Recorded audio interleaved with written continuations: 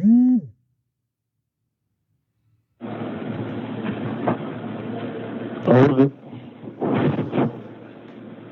بالله من الشيطان الرجيم. بسم الله الرحمن الرحيم.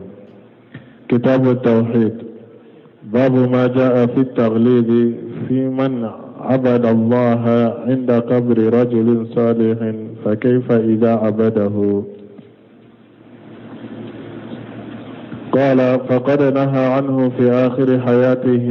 ثم إنه لعن وهو في السياق من فعله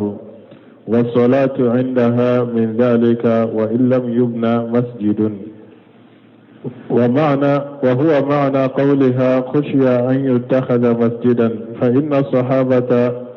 لم يكونوا ليبنوا حول قبره مسجدا وكل موضع قصد الصلاة فيه فقد اتخذ مسجدا بل كل موضع يصلي فيه يسمى مسجدا كما قال صلى الله عليه وسلم جعلت لي الأرض مسجدا وطهورا.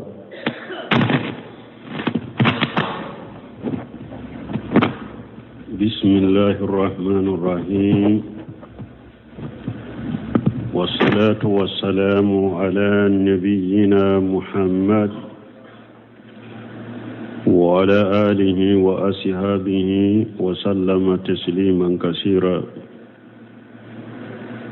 سبحانك لا علم لنا إلا ما علمتنا إنك أنت العليم الحكيم. أستغفر الله الذي لا إله إلا هو الحي القيوم وأتوب إليه. اللهم انفعنا بما علمتنا وعلمنا ما ينفعنا وزدنا علما. biye araba suye hijriya bakele ani kemenani ani binani ani woro shaharu safar minye hijra sankalo fulana bisuye o mugani nani bisunya mugani nani nay miladi nasara ka jate bafula ani muga ani nani sankalo segina bisunyo muga ni segina ambe dawda bugu masdara jawambo okono darasu be Sheikhul Islam Muhammad ibn Abdul Wahhab ka kitabu kono kitabu tauhid bonda minna ko minana kabaleli giriya ikani ka dangali ke mogo ka mogo min ni ye ala bato mogo ɲuman ka kaburu yɔrɔ la an ye hadisaw delilaw dɔ fɔ bonda in na bi kuma taara yɔrɔ min na faqad naha anhu fi akhiri hayatihi summa innahu la'ana wa huwa fi siyaqi man fa'alahu.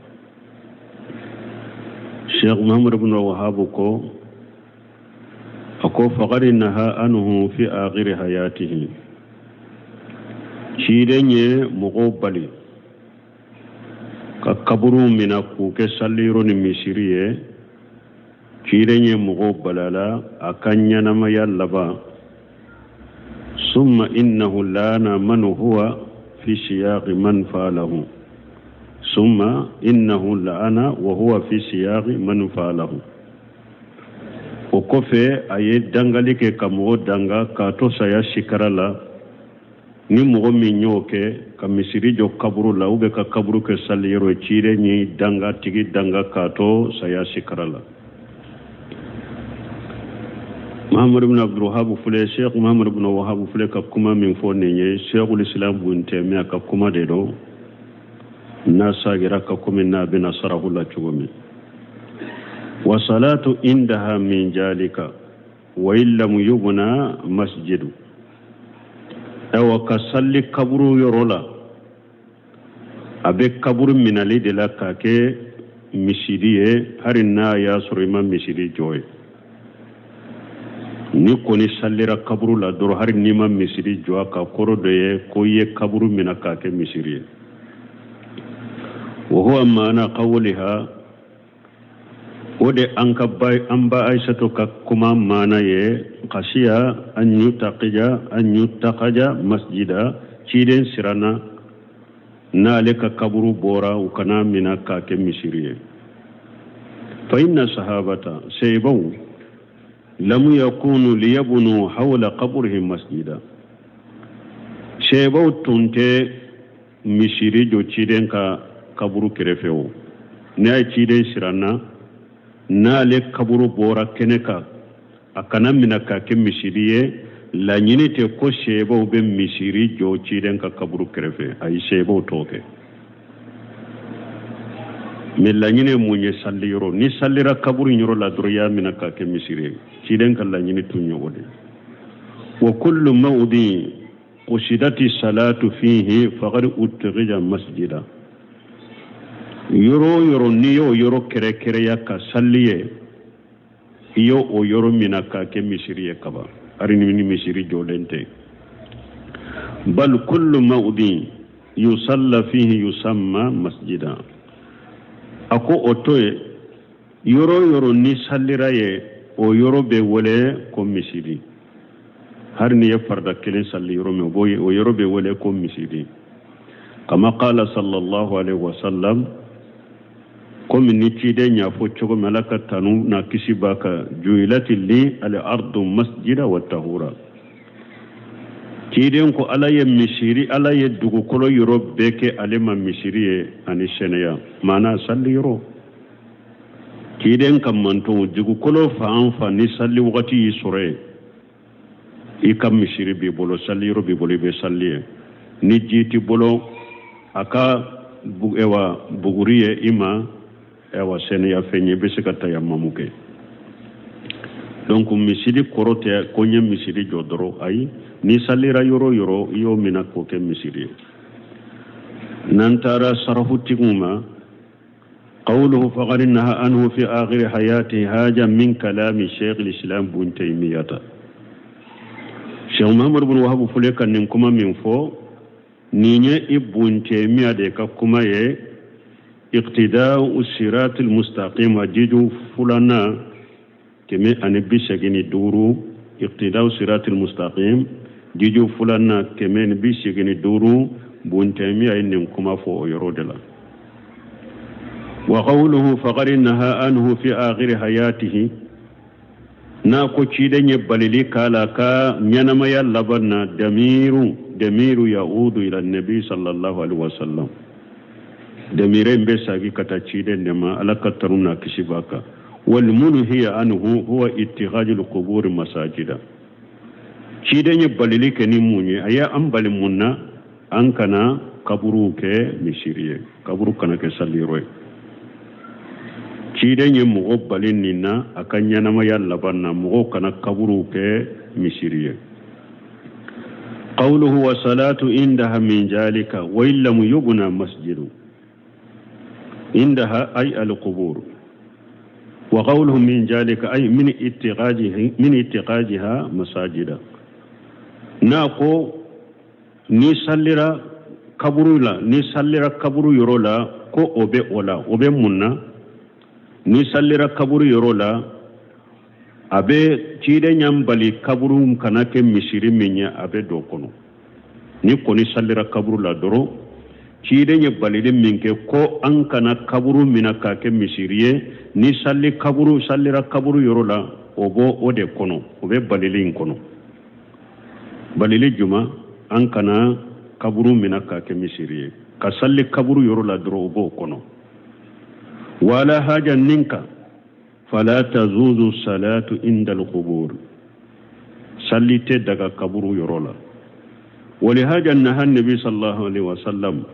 ninde koso cide nyambale ala ka tanuna kishibaka kama fi sahih muslim kama be muslimu ka kitabu sahalen kono chogomi mi hadith abi marsad al-qanawi an yusalla ila al-qubur hadisai be abi marsad al-qanawi de hadisai mafula ko cide nyabali kan kana salli kata kaburuma faqala la tusallu ila al-qubur o hadisai kono muslimu kono ciden ko akana salli kata kaburuma donc atebbe hari ni sallira kaburu mari hari ni misiri te ya mina ka ke misiri cire nyambali wala fo ka salli sukai nanni suude tara kaburu sola anye suude da kaburu ni nyogonce ka sallaka an sallira suude ka basitala suube kaburu kono suumi ni mogo masallala ube mogo sallara la e ka mogo don jama tumbe sallala wakati mi tunte ni nana be daga ikata salli aka kaburu la hari na ba kaburu cela mogo kan nin faamu de nan sallira suude ka kaburu sola basitola ube itara salli suude de ka kaburu cela isallira suinde ka aka kaburu la kaburu cela kaburu sola basito fanala meni wote su kan sallite ima salli kaburu ka nafila salli do farda salli do salli tebbe kaburu sola ni kana salli kaburu sola ni sallira kaburu so koni la doro iya minaka ke misiriye qawluhu wa huwa mana qawliha khashiya an yutaqaja masjida damiru fi qawliha yarju ila aisha radhiyallahu anha nako wa huwa mana qawliha abe sagi katamba shetu dema demire be sagi katamba shetu dema qawluhu fa inna sahabata lam yakunu liyabnu hawla qabrihi masjida nako shebatu make nube mishiri jociden ka kaburu kerefe haja min kalami shaykh al-islam ibn taymiyatan rahimahullahu ta'ala nin kuma min fana fulen ni nyani Sheikh Muhammad ibn Wahhab ya saganye buntemiya ka kuma de do iqtida'u siratil mustaqim kono jijo fulanna keme ani bisagini kono to nyorola buntemiya de ka kuma do anko odela anko mugo nana Sheikhul Islam buntemiya kofe iye doniye buntemiya ka aqida kola yedoniye buntemiya ka aqida kola mogodo adona katawumaye abolo aqida bondala Sheikhul Islam buntemiya katawumaye abolo aqida bondala wala to Sheikhul Islam ibn Wahhab tumame atumba ka dawai ndamina aya bamba ibn taymiya na ka kalande bun qayyim aya bamba ni mo fulaka kitabu de ka ku kala fu muraja donc o de ya to aka kuma abaka kuma uta bunu semino ko ni be aqida sahalen fe ni ba fe ka aqida ka kene ya ka saha ako ale bi nya mariya ni sheikhu fula ibn taymiya na ka kalande bun qayyim ko ka bamba nunu fulaka kitabuka ni ba fe ka aqida ka saha akwai ka bamba ni mu fulaka kitabuka ibn taymiya ani ibn qayyim qad yuqalu khashiya an yutakhanya masjida manahu khashiya an yubna alayhi masjidu ambe shika fofana ko ciden siranna aka kaburu kana minaka ke misiriye mana beke beseka ke fana asiranna misiri kana jo aka kaburuka lakin yub'iduhu anna sahabata la yumkin an yabnu hawla qabrihi masjida mais oni keli be janya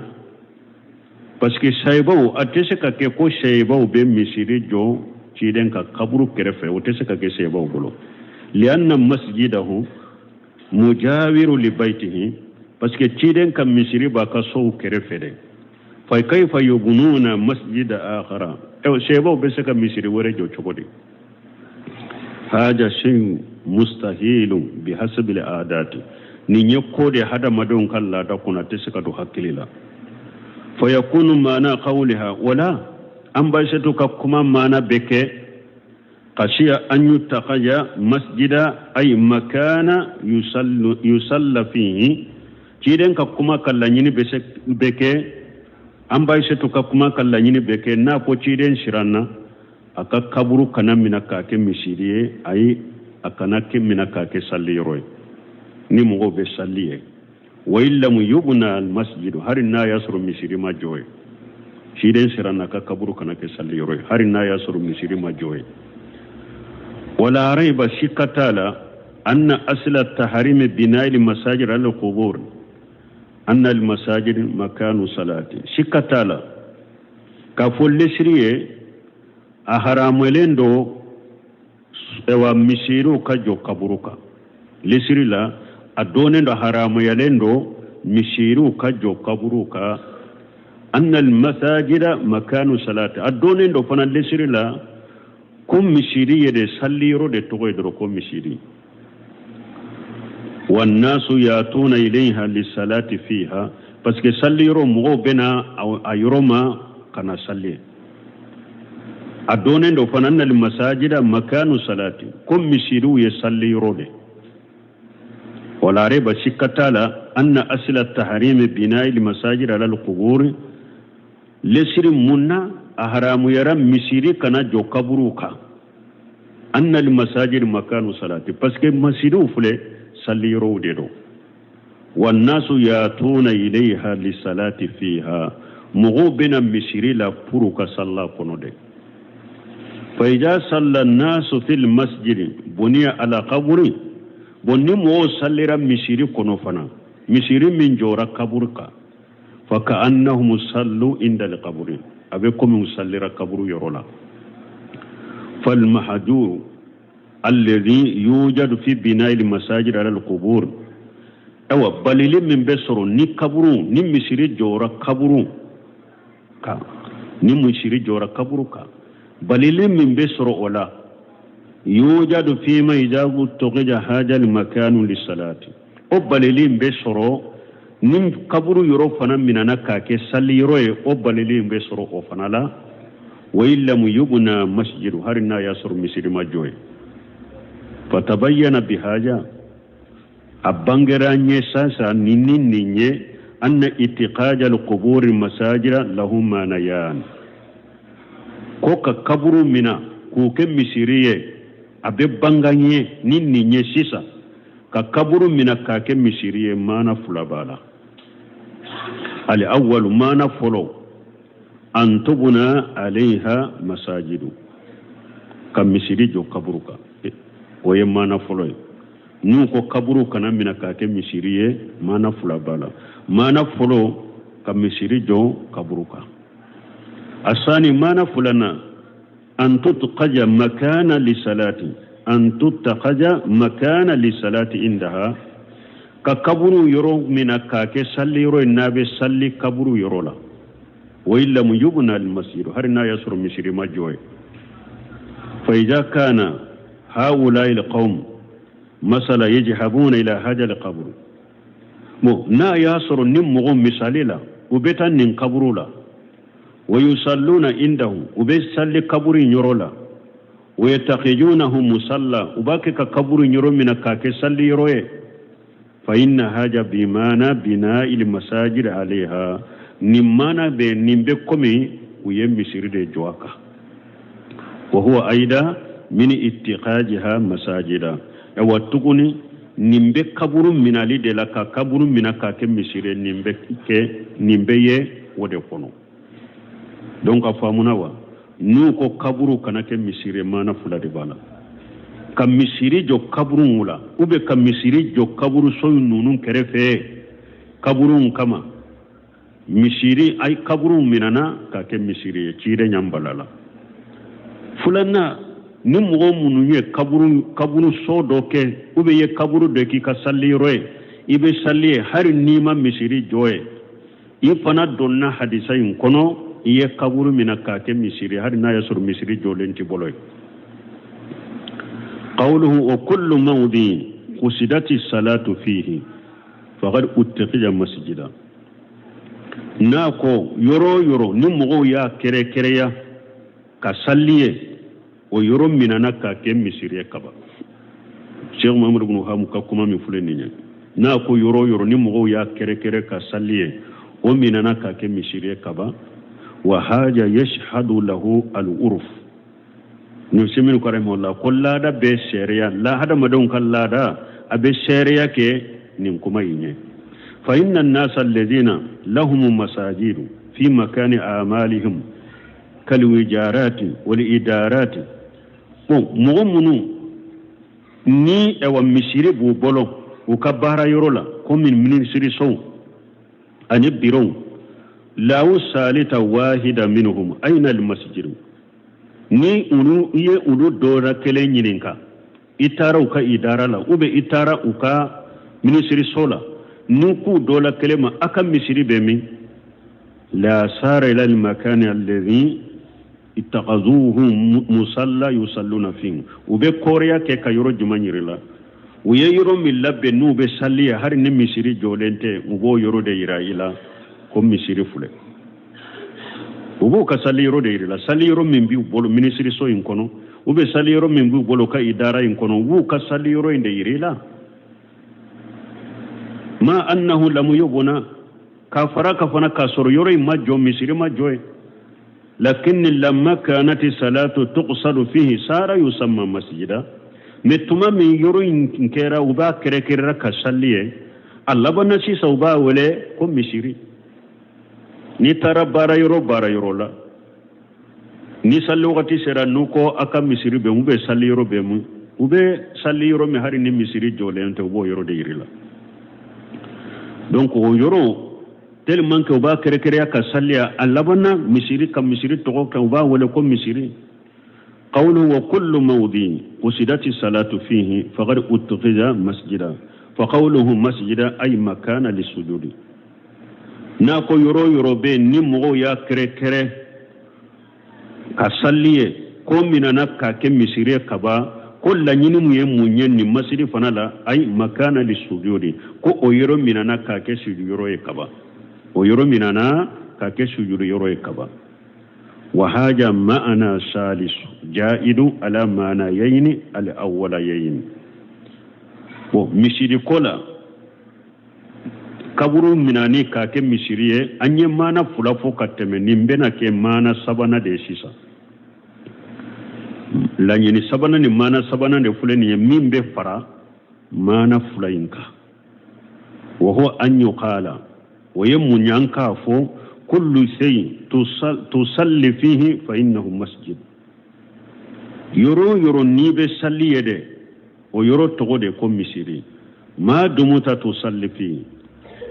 kito niba ke ka salliye kone abe wole ko misiri kama yuqalu lisajjadati allati tusalli alaiha masjidu aw musalla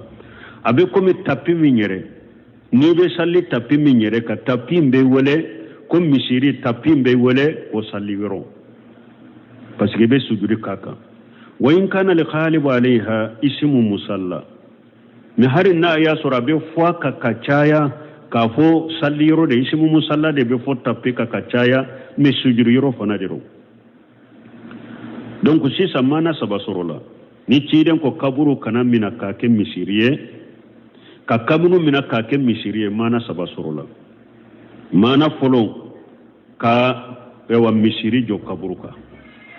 idonna danga kono idonna haramu kono mana fulana ka salli kaburula har nima ake ni misiri ma joy iye kaburu mina ka ke misiri donna danga kono idonna hadisa kono mana sabana niye sujudi kaburu tigiye iye sujudi kaburu kono yorola niye tara kaburu yorola dorobe sujudi ye kaburu tigiye iye ayoro mina ka ke misiri har na yasuru misirite al-khulasatu kakuma surunya annahu la yazuju bina'u limasajid ala al-qubur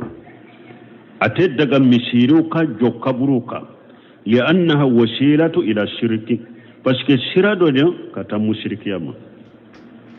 sirado do kata ma ka fenwore fendo fen ewa fenwore fara alaka wa huwa ibadatu sahibul qabr sirado kata mushrikiyama chogodi parce que ni koniya misiri jo kaburuka doro abi wole kata jumama abi sama kata jumama ka kaburu tigi mbato wodi ado ko sirado kata mushrikiyama parce que abi sama kata kaburu tigi mbato lidema wala yazuzu aida an tuqsada alqubur li salati indaha awate daga tuguni mo ka kaburu yoro ka kaburu son ku kere kere yani salliye kata salliye wa haja min ittikhajiha masajida wa yakburu min alide ka ke misiri ni tara salliye لأن الإلة من اتخاذها مساجدا موجودة في صلاة عندها parce que sababu bin nana ko ikana amina ka ke misiriye sababu min kama ni sallira kaburu yoro la o sababu in kele imbe soro fana la sira do kata kaburu tigi batolima donc abe do danga in kono walaw furida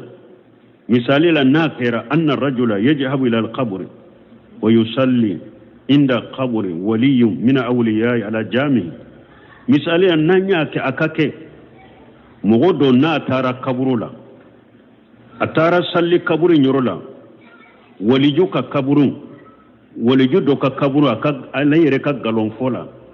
na tara salli kaburu dola le ka galon fola ko walijido qulina innaka ittaghajta haja li qabra masjida amba fo tigima nin kaburi ya minaka ke misiriya ni mu'min tara waliju do alayre ka galon fola yere min ke waliju atara salli aka kaburu yorola amba fo tigiye hari ni misirite iye nin kaburu minaka ke misiriye wa innaka mustahiqu lima astahaqqahu al-yahud wan-nasara min al-la'nati ewa eni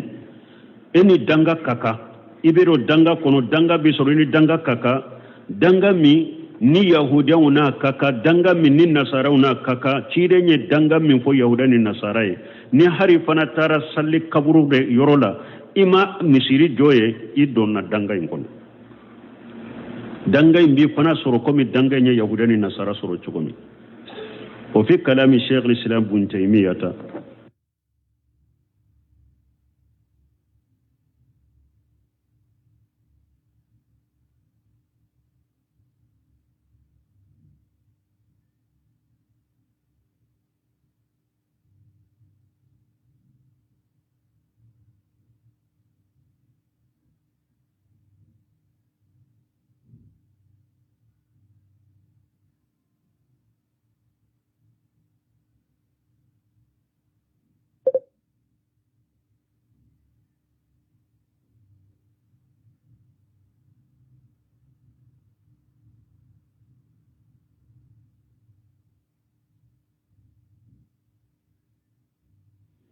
أبي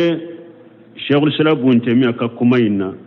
دليل على صحة تسمية كل شيء يصلى فيه مسجدا بالمعنى العام بن تيمية ككمي دليل بالا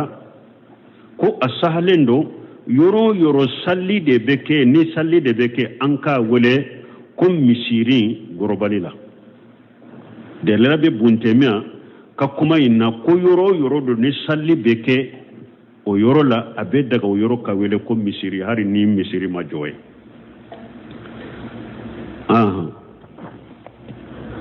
ولأحمد بسند جيد عن ابن مسعود رضي الله عنه مرفوعا إن من شرار الناس من تدركهم الساعة وهم أحياء والذين يتخذون القبور مساجدا رواه أبو حاتم في صحيحه ولأحمد بسند جيد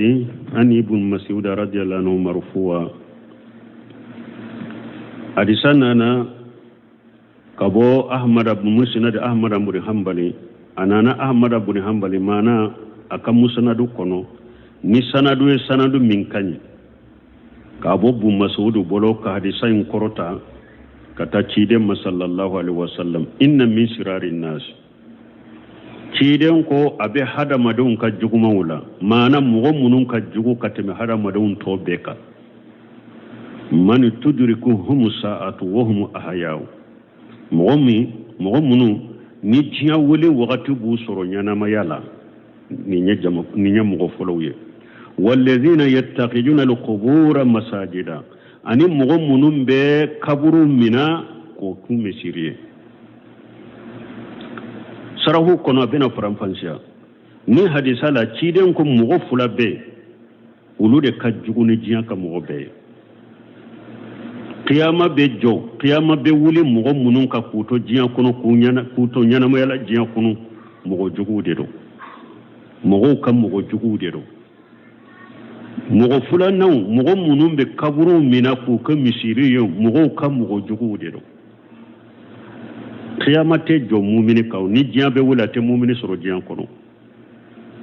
donc ni mo do yen ni fanyo bena sarahu kono aben ni hadisa fara nyon ka chogomi ka fo qiyama be wuli kam mo mun soro nyana ma yala mo kam mo jugu de do ani ciden ko la tajalu taifatu min ummati jahirina lil haqqi la yadurruhum man khajalahum wala man khalafahum hatta yati amru Allah wa hum ala zalika na chogo do la hatta taqumusa ciden ko jama kuluti wuli ne kam manton wula nu be ciyaka u demelendo ka ciyaka fana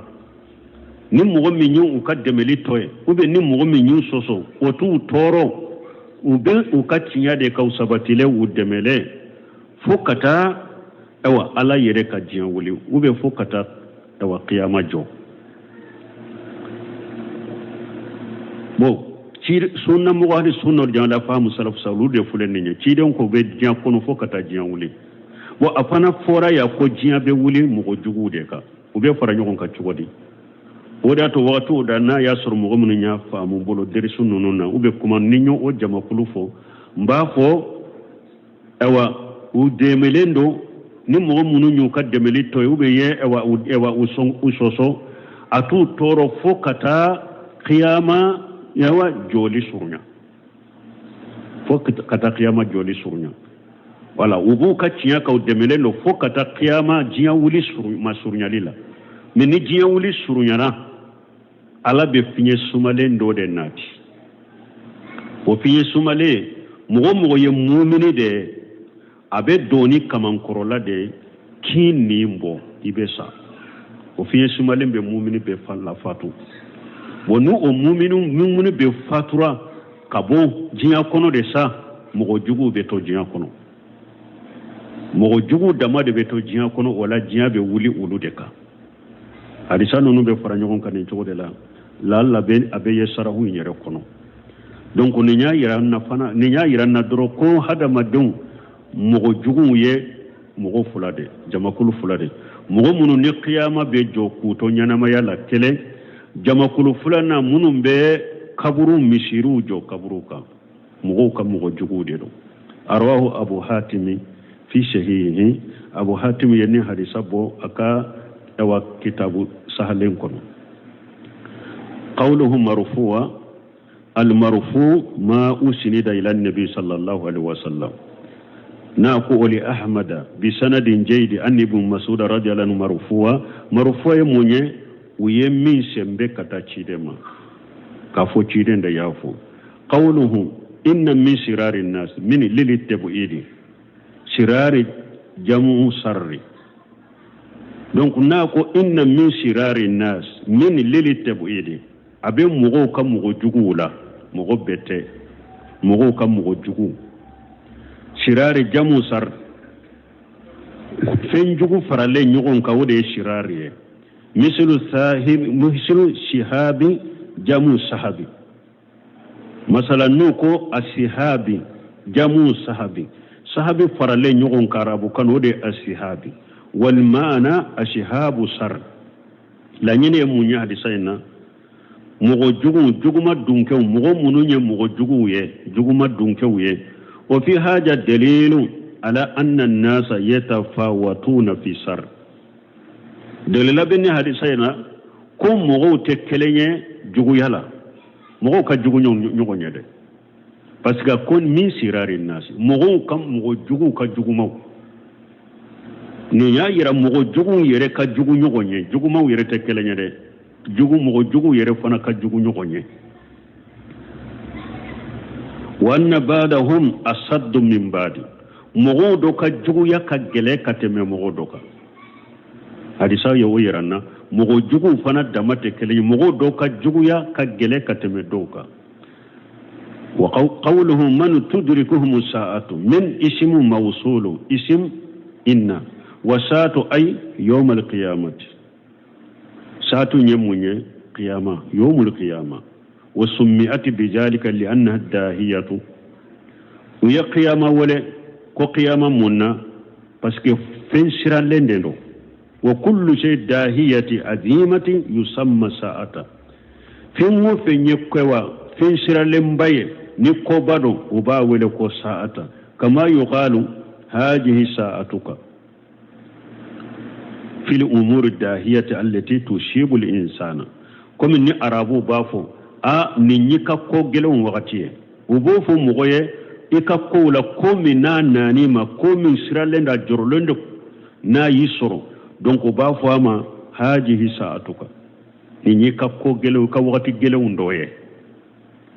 قوله وهم أحياء الجملة حال من الحي في تدركهم وفي قوله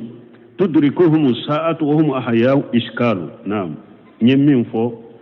أي إشكال من بين أفلي قود فو أكون نيكو قيامة بمغو منصر نيانما يالا ولو دير مغو جوغو كالجوغو مويه أكو إشكال دو نيغم بي دوبي ويجمع وهو أنه ثبت أن النبي صلى الله عليه وسلم قوله تيدن كما ثبتira تيدن بولالك تنونا كسبك لا تجال طائفة من أمتي على الحق جاهرين لا يضرهم من خجلهم حتى يأتي أمر الله وفي رواية حتى تقوم الساعة تيدن كو جمع كل تولي نكم من تونا نوبة تشياكا udemenen do ka cinya ka fana ni mogo min yu ka demeli toye otu toro ni mogo min yu soso otu toro fo ala yere ka nyamaru kan kana na chogo de la fo qiyama ka jo fa kayfa nuwaffiqu bayna li hadithayn mo ambirnya hadisa fula fara nyogon ka chogodi hadisa min bambolo bonda ina anini hadisa mbu fara nyogon ka chogodi lianna jahira li hadith alladhi saqahu almuallif أن كل من تدركهم الساعة وهم أحياء فهم من سرار القلق مؤلف يا حديثا من سمانيه او حديثا جاهر بايرا دي كم مغو دي نقياما كوني بيجو كي إدي سرونيانا ما يالا إدي يدام فيم بيجوغماي مؤلف يا حديثا من سمو جاهر بوديرا ولجمع بينهما pour kan ni hadisa fula fara ɲɔgɔn kan an yuqala inna al-murada bi qawlihi an b'a fɔ ko laɲini ye min ye ciden ka kuma la hatta taquma sa'atu fo wa qiyama ka jɔ ay ila qurbi qiyami sa'ati fo ka ta qiyama jɔli masurɲali la jamakulu ɲuman in bɛ diɲɛ kɔnɔ fo ka ta qiyama jɔli masurɲali la wa laysa ila qiyamiha bil fi'l akorte ko ube diɲa de kono fo kata qiyama yere jokkeli yere la kake yere liannaha la taqumu illa ala shirar de qalb parce que qiyama te jo abara fo qiyama be jo mugo kam danfun kam mugo joguma wude ka fallahu yursilu riha ni e wa diɲa wuli masurunyale ni diɲa wuli surunyana ala be finye do de ci taqbidu nafsa kulli mu'min كل مؤمن ولا يبغى إلا سرار القلب ni qiyama joli surunyana ala be finye do de ci o finye imbe mu'mini ben nimina mo site to dugu koloka fo damfe njuguma wa alayhim taqumu saatu wala qiyama be jo uludeka hadisan nunu be faranyon kan njodela wa qawluhu alladhina yattaghiyuna alqubur masajida na ko munum be kaburu mina ku ke misiru ye fahum min sirari alqalqi ulude damfum be jugumay wa illam yushriku harina yasru utigima kaburu tigi harina yasru nunun tigima kaburu tigi fara alaka damfum mo jugudo ka misiri jo kaburu ka doro har ikana kaburu tigi fara alaka ka bato ka faraka de eye damfum be jugumade لأنهم فعلوا وسيلة من وسائل الشرك parce que nunun tigila mogo ye sira do ke min ye musrikiya ka sira do sira min be hada madella se musrikiya ma wal wasailu shirau fana la ahkamul maqasid la nyinin ka kiri de be duma sira imbe se la nyinin minade o la nyini de ka kiri be di sira imma mana musrikiya kiri de be dama ni koni ye musrikiya sirata hari ni ma se musrikiya yerema musrikiya kiri de be bolika ودي أتوقو والوسائل لا حكم المقاصد وإن كانت دون مرتبتها هل النا ياسر مشرك ينسرا ومشرك أبي مشرك ينير مرتبة قرو هل النا ياسر أبي مشرك ينير مرتبة قرو مشرك ينير كثير بديما لكنها تؤتى حكمها بالمعنى العام من معنى غربالي لا أبي مشرك يكيري ديما هل النا ياسر كمرتبة مسي مشرك ينير حقا كمرتبة ما فإن كانت وسيلة للواجب صارت واجبة نا يسر أي سيرا منتا أي سيرا انتا كتا واجبي دودما سيرا بي إلا سي واجبي دودما وسيرا كلي كواجبي دي وإن كانت وسيلة لمحرم فهي محرمة بنا يسر أي سيرا منتا سيرا باكي أبيلا سي حرام دما وسيرا بي حرام يبولو دي مثلا أي كوغوتا ika kogota kunye munye wali muso de ben ni soyin kono puru nka jigi nka yele ni kogo nka jigaka nka jene yake anofe kogo intali haramu ya roba ma haramu ha yala ni mogo ye kogo inta kogota sempulute kogota ya haramu yawa men ni kogo tara wali muso de tigeli kama kogota ya haramu yara parce que kogo tali ba ke katila se minna we haramu de donc kogo in talibe haramu yassa fasarru an-nas fi hadha al-hadith yanqasimu ila sinfayn mogo ka juguma ni hadisala mogo munun ka jugu kateme mogo tobeka ubettila kata mankutu ibettila kata mankutu fuladela ni hadisala ti mogo sugu fuladelo ubettila kata chogo ya fuladela ni hadisala al-awwalu folo alladhina tudrikuhum as-sa'atu wa hum ahya mogo munu ni qiyama be jokku to nyana mayala mogo kam mogo jugude do tele asani alladhina yattakhiduna al-qubur masajida fulanna mogo munu be kaburu mina ku ke misiriye mogo kam mogo jugude do balima shirku foy manjugunay sino ka kaburu jo misirika folo nima kaburu tigi mbato ka fara alaka ima alaka hakku munun kere ni alayumu dama ima ke musiriki ye folo me ona tabe ka jugu danfembe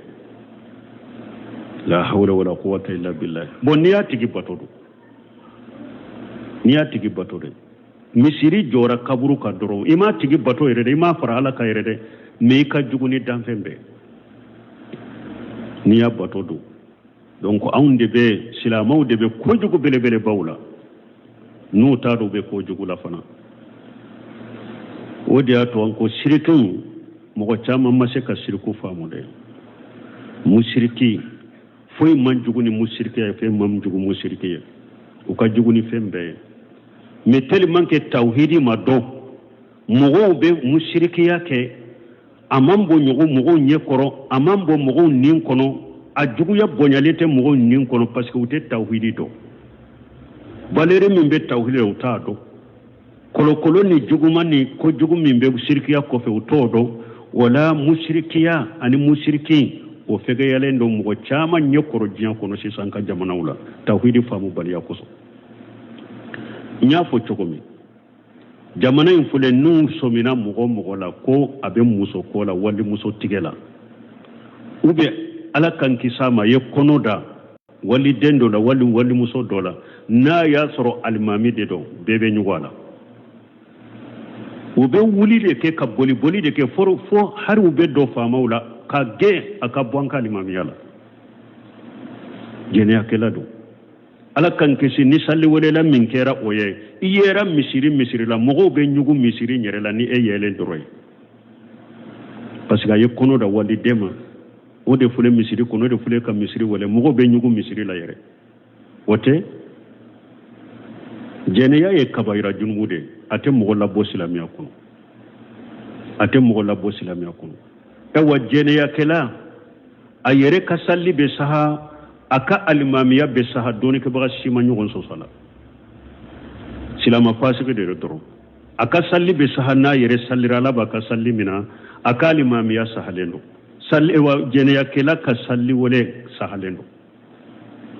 ote silama de do jene yakela ye silama de dolomina ye silama de drogutana ye silama de min be goro jigene ke silama de do nin be silama mi silama fasiku de do kabayra junubutigu de do o kalimamiya be saha nanya alimami tilelen ko ni soro mintu uka jogo nyogo nate minna wode kanyi katemuka me uka sila uka alimamiya be saha me mugo ye mushrike de doni ke babe bennen baka ayere be sallim min kala tamina makotala akali mamiya te saha hari ni mushrikelen de ba ka dugu kono ale de ya ka alimamiye ni sallira ima juma salli ima farda salli ka soko ni sallira ko fe sallitiye ewa fule ciden ka hadisala ciden ko ale de ka juguni danfembe musiriki ka juguni danfembe mo min be shirkiya sirawke ciden ko ka juguni danfembe ngode ato shaykhul islam kitabu tigin de laka ka kalanden do jabi tauhid fahamuna at-tauhid fahamuna no ya nin kitabu mi ambaka aya kala kalande na sinya kele sinya fula sinya sabana ubena damina sinya nani na ube sinya duru na kalanden do ko sheikhu hara antun ka fiqhu kitabu dota anka tauhid kitabu imbla ako munna ako at-tauhid fahamuna akwanye tauhidin famu sheikhu ndiminana me ama fenfo me ako kalande na nintile saba atenye kwa tile saba inkofe anana anya sisile a kalande ko sheikhu ko bi iti chokolare mundo ako ntemeto sisa fule ka fonyede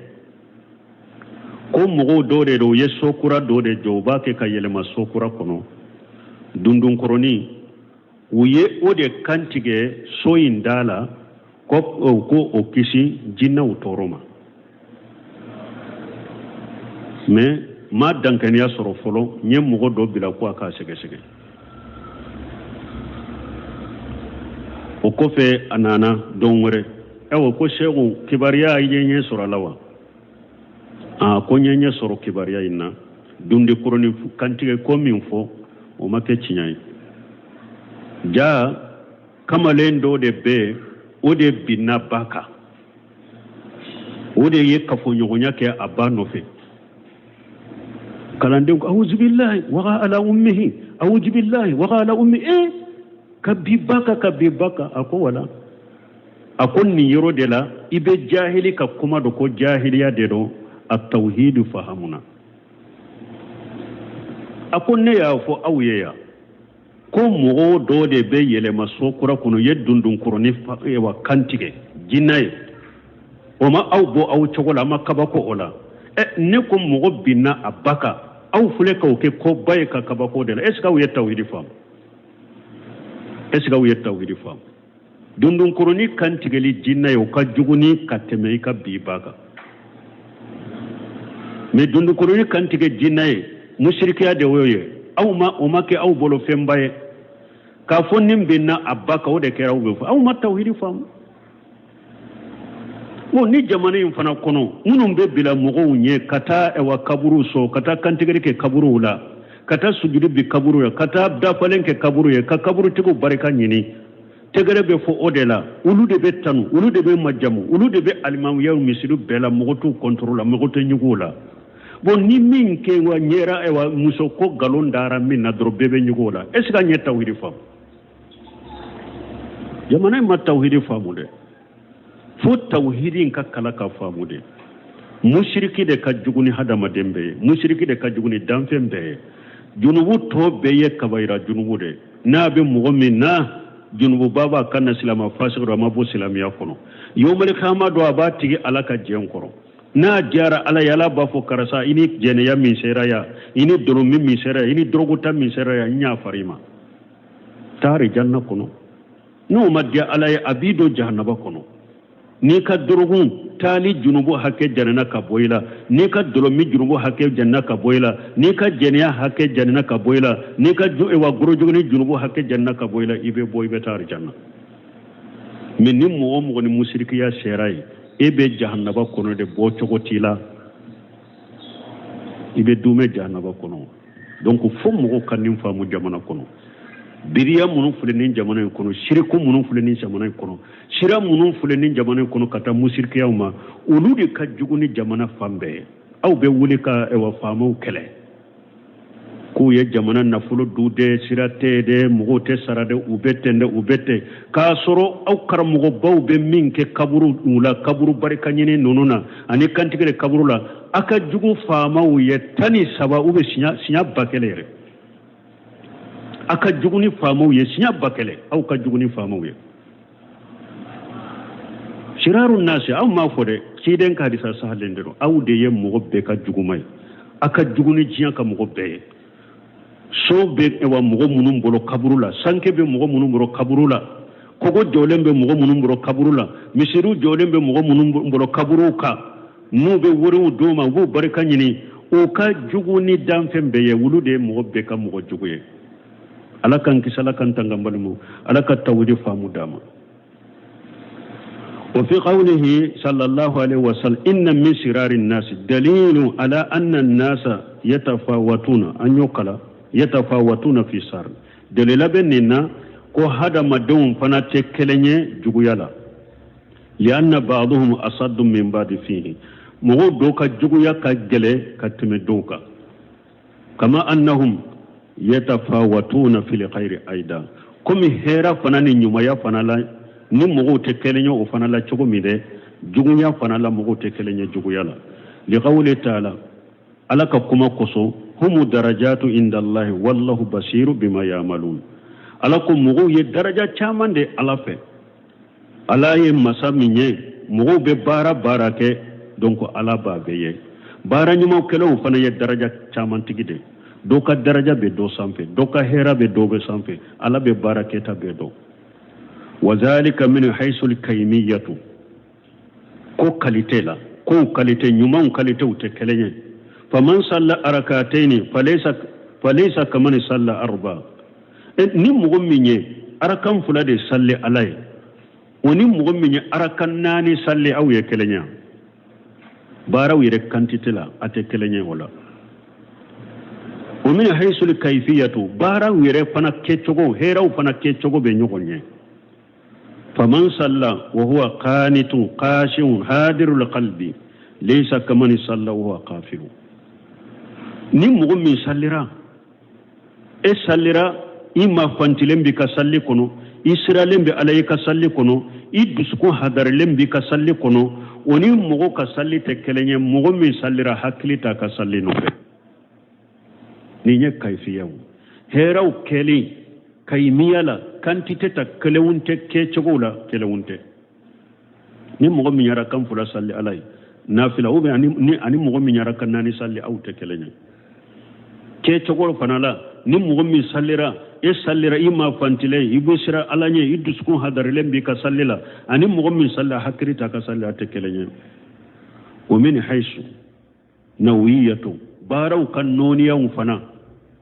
bana ufana ka kalite ufana ute kelenya فالفرض أفضل من النفل فردا ودي كني كتم النافلة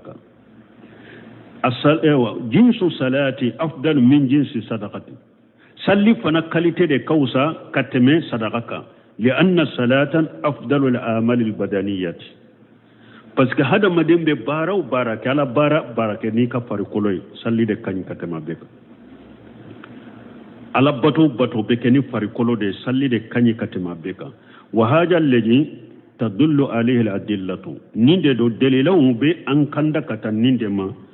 delaw ba ke kan kanda kata minna ninye huwa majhabu ahli sunnati wal jamaa ode ahli sunna wal jamaa ode yu kam majhabi ahli sunna waye mo munu nyeti den ka sunnata al jamaa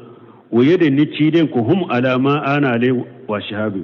يرواي دولا وهم الجماعة جماعة يد منو فرلا نيوكم كتشياكا ودي أتوكو أهل السنة والجماعة نيندي وكا أوا تاشراي وهو التفاضل في الأعمال أهل السنة والجماعة كو ko baaraw ka fasamanta be ɲɔgɔn ye mɔgɔw fana be ɲɔgɔn ye baara ɲumanw kɛli la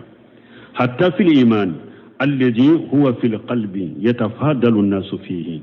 wa har limaniya min be dusukun kono mɔgɔ dɔ ka limaniya kaɲi ka tɛmɛ mɔgɔ dɔ kan har limaniya minnu be dusukun kono mɔgɔw kawsa ɲɔgɔn ye limaniya la bal inna lil insan yuhsinu fi nafsihi annahu fi ba'd al ahyan yuhissu fi nafsihi أنه في بعض الأحيان يجد في قلبه من الإيمان ما لا يجده في بعض الأحيان بل هذا ما دنيره يره كنيره وقتو دولا إبه سومي لمنيا دولا إدسكون كنو وقتو دولا أو لمنيا نيغونا إته سومي ولا إدسكون كنو هري يره بولو وقتو دولا يكال لمنيا بجيدي بولو يره بادو بين كال لمنيا وجيدي لا وقتو دولا يره بادو يره لا كوي كال لمنيا نغسرا هذا ما دين تلينير فكيف بين الشخص والشخص تقول مغورني نيغونشي فهو يتفادل أكثر ولود كلي من يبس فسمانتيا نيغون كاكاچايا كاتم هرير كونتاي وخلاصة الباب نمبابو كاسرونيا كما منومبا كون أنه يزيب البعد عن الشرك ووسائله نمبوندان لا نيني كاسرونيا أباو أواجب لمبانكا أنكا مبو شركولا ka fen bato ka fara alaka an kan mabbo ala fen wo fenye mushrikiya ka fen bato ka faraka fen wo fenye o shira da yafana imabbo ala an kan mabbo ala wa yukhallaju ala man abada Allah inda qabr rajul salih awa balili ani dangali o be giriya mugo kan mugo mi ni ala bato mugo nyuman ka kaburu yorola wa kalamul muallif rahimahullah fi qawlihi fi man abada Allah muallifuka kuma na ko ni mugo min ala bato yasmalu salata wa ghayraha ala bato min na ya ko abe sallita nata akera bato ni ko ni fengo fenya ala bato de ka ke mugo nyuman ka kaburu yorola dangali balili giriyalende bi ka dangali giriyalende bi ka dangalendo dangali bala wala hadith allati saqaha fi salati حديثا من نا يسمى سللا لكنه رحمه الله كأنه قاس خيرها عليها أي حديثا من سما كسل كبر يرولا أبيكم اللانين يموني باتو تو بي أيا بقياسو كمي سلي تبي تشوكمي دي باتو تو أبيبو تشوكو دي لو تبي كبر يرولا فمن جام أن صداقة عند هذا القبر أفضل من خيره فهو شبيه بمن اتخذه مسجدا ni mɔgɔ min y'a galon fɔ k'a fɔ nin kaburu yɔrɔ n'i ye sarakati bɔ nin kaburu yɔrɔ la o de ka ɲi ka tɛmɛ ka sarakati bɔ yɔrɔ wɛrɛ nin tigilamɔgɔ bɛ komi ni mɔgɔ min ye kaburu min na k'a kɛ misidi ye li'annahu yara anna li hadhihi al-buq'ati aw liman fiha sana yufdalu bihi ala ghayrihi parce que ale y'a yira sisan a b'ale bolo sisan ko nin yɔrɔ min filɛ nin ye ube mɔgɔ min filɛ nin yɔrɔ la lahala dɔ b'a ye min b'a fasamanca mɔgɔw tɔgɔ kan o de y'a to a bɛ sarakati fasamanca o yɔrɔ la donc o n'i k'a minɛ k'a kɛ misira bɛɛ de ye kelen ye fa seyiku amama wa dalilu qas mais seyiku ka tarajama na cogo la ale ye kuma kɛ gorobali de ale ye kuma gorobali fɔ de bato bɛɛ mais a ye dalilaw nati ko kɛrɛkɛrɛlen dɔ de kama salli dalilaw nana ko kɛrɛlen kan mais a ka kuma ye bato bɛɛ de a ka kuma bɛ bato bɛɛ de fɔ fa in qila la yusadallu bidalil qasti ala al-amn ni mɔgɔ dɔ ko mɔgɔ tɛ dalila kɛ ni fɛn kɛrɛkɛrɛlen ye fɛn gorobalilama kan ujiba an b'a tigi jaabi inna shaykha arada bijalika anna li illatan hiya tajimu hajal makani an b'a fɔ shekun laɲini mun ye n'a ye bato gorobaliw n'a ye olu ewa dalile kɛ ni bato kɛrɛkɛrɛlen bato gorobaliw kan a ka laɲini mun ye illa mana min ye bato kɛrɛkɛrɛlen min ye ewa sababu min ye bato kɛrɛkɛrɛlen haramuya kaburu la dɛ yɔrɔ bonyali kosɔn dɛ o sababu kelen de bɛ bato tɔ fana la o sababu kelen de bɛ bato tɔ fana la hiya tajimu hajal makan ni mogo ye ewa kaburu ni ke salli yoro ube eye misiri jo kaburu la iya ke ni munye